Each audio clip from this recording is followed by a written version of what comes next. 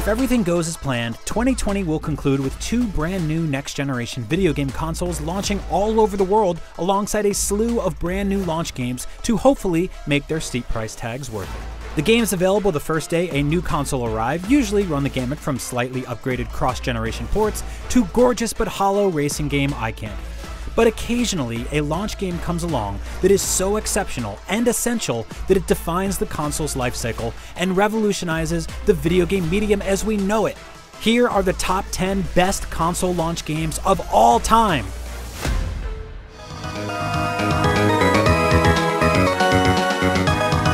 Amidst colorful racing games and ancient platformer ports, Castlevania Circle of the Moon was by far the deepest and most feature-rich Game Boy Advance launch game.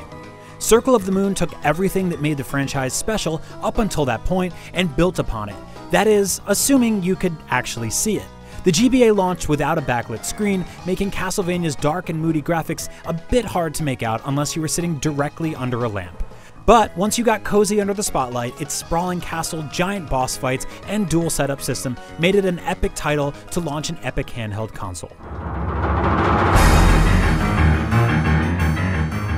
Soulcalibur was a fantastic game all on its own, but it was especially significant as a Dreamcast launch game because it was one of the first examples of a popular arcade game actually being better on a home console.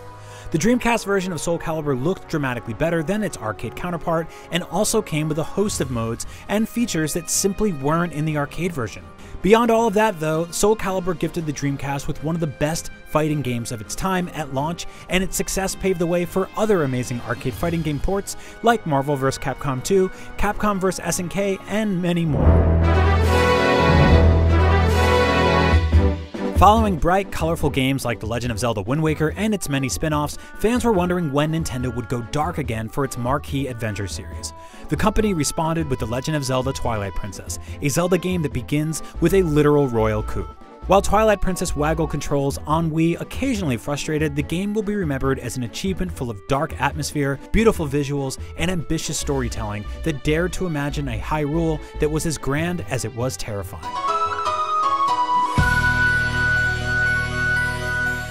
On launch day, every single Nintendo Wii was bundled with a copy of Wii Sports, meaning even if you didn't care about real sports, it was a no-brainer to at least give Wii Sports and your brand new Wiimote a spin, a shake, a waggle, and potentially even an accidental toss through your television.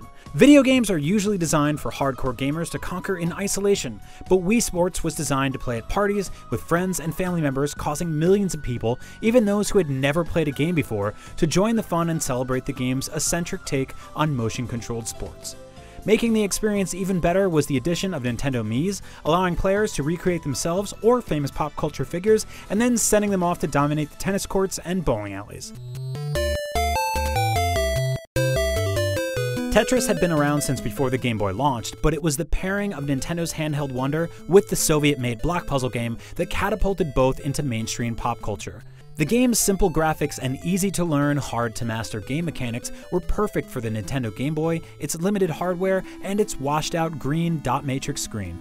Nintendo wisely bundled Tetris with their handheld during US launch, and before they knew it, they had sold 40,000 Game Boy units in the first day alone, with that version of Tetris going on to sell 35 million copies. The world was, and in many ways still is, addicted to Tetris, and the Game Boy let them take that addiction with them everywhere. Super Mario World was a revelation when it launched alongside Super Nintendo in the early 90s. It was bigger, more colorful, and more packed with secrets and branching paths than any Super Mario game that came before it. Super Mario World's dozens and dozens of levels were spacious and often incorporated verticality, a necessity to find the game's numerous hidden exits and secret stages. And thanks to the Super Nintendo's Mode 7 capability, Bowser could spin, scale, and appear like he was flying right towards the screen. Super Mario World helped pave the way for the complex, larger-scale games that would start to become commonplace that console generation, and set off the 16-bit era with one of the greatest games ever made.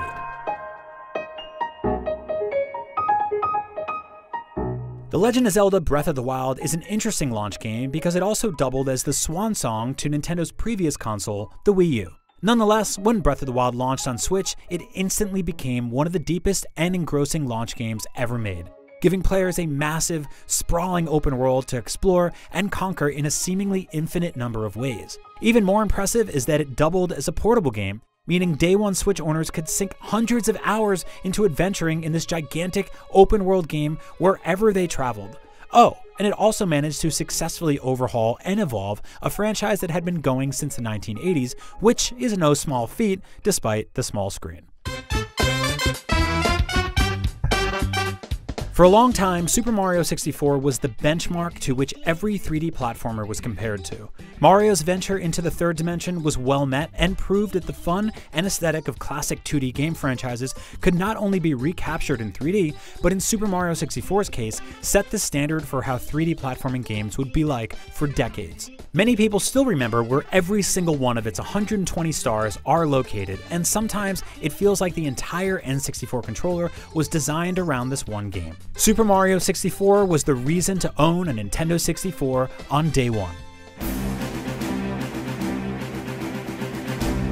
How important and how good was Halo 1 as the original Xbox's premier launch title?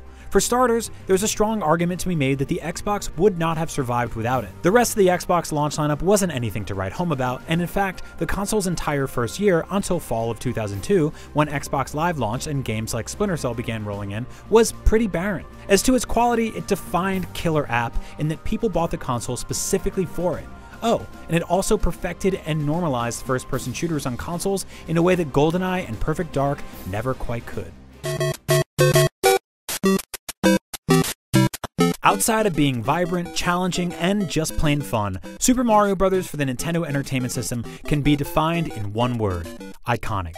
Not only did Super Mario Bros. Set the stage for the NES as a console, resurrecting console gaming after the tragic video game crash of 1983, it also instantly established Super Mario as one of the most recognizable characters in all of pop culture. Super Mario Bros. Embodied what became part of Nintendo's core philosophy as a game company: to create products that are fun to play for novices as well as difficult to master for pros. From children to aging casual gamers to hardcore speedrunners, Super Mario Bros. Is still celebrated and played today, and thanks to tight platforming physics, great level design, and instantly recognizable music, the game will be forever synonymous to the medium of video games as we know it.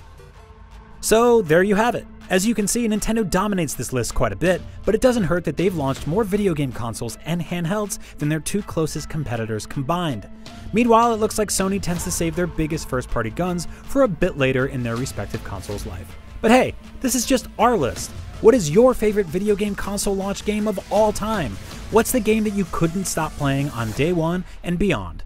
Let us know in the comments below, and for all things video games, stick with IGN.